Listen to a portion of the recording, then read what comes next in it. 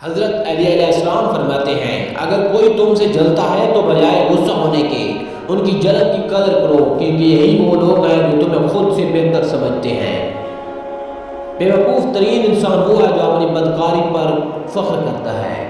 جھوٹ بول کر جیت جانے سے بہتر ہے کہ سچ بول کر ہار جاؤ۔ جس نے اپنی پریشانیوں کو لوگوں پر ظاہر کیا تو وہ اپنی ذلت پر راضی ہو گیا۔ حضرت علی علیہ السلام نے فرمایا 4 چیزیں انسان کے دماغ کو کمزور کر دیتی ہیں۔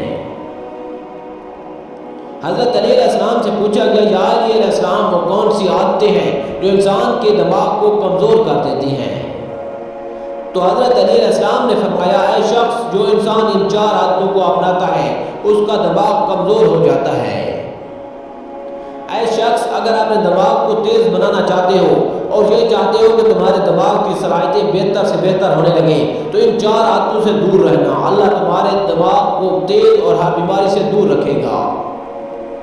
پہلی عادت بار بار تیز آوازیں سنتا ہو یا بار بار زور زور سے بات کرتا ہو۔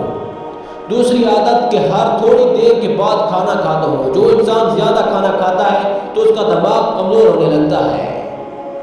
تیسری عادت ایک جگہ بیٹھے رہنا۔ جو انسان جسمانی کام نہیں کرتا سارا دن لیٹے رہتا ہے بیٹھے رہتا ہے تو جو اس کا دماغ کمزور ہو جاتا ہے۔ اور چوتھی عادت جس سے دماغ کمزور ہوتا ہے وہ سیکھنے کی جستجو کو چھوڑ دیتا ہے۔ یاد رکھنا جو انسان سیکھنے کی کوشش کو چھوڑ دیتا ہے اور یہ سمجھنے لگتا ہے کہ اس سے سب کچھ آ گیا تو اس کا دماغ کمزور ہونے لگتا ہے اور وہ طاقت جو اللہ تعالیٰ نے دماغ کو بخشی ہے اس سے وہ دن بدن محروم ہونے لگتا ہے۔ جب کوئی محبت کرنے والا انسان تم پر غصہ کرنا چھوڑ دے تو سمجھ جاؤ کہ تم اس کی نظر میں اپنی اہمیت کھو چکے ہو۔ توبہ روح کا غسل ہے، جتنی بار کی جائے روح میں نکھار پیدا ہوتا ہے۔ ایک دوسرے کو دعاؤں میں یاد رکھا کرو، ہو سکتا ہے کسی کا بہت بڑا کام تمہاری چھوٹی سی دعا کا محتاج ہو۔ ہمیشہ اپنی چھوٹی چھوٹی غلطیوں سے بچنے کی کوشش کرو، کیونکہ انسان پہاڑوں سے نہیں پتھروں سے ٹھوکر کھاتا ہے۔ جو تمہارے ساتھ بد سلوکی کرے تم اس کے ساتھ اچھا سلوک کرو۔ دل کو قابو میں رکھنا اور اختیار ہونے کے باوجود ناجائز خواہشات پر عمل نہ کرنا یہی اصل مردانگی ہے۔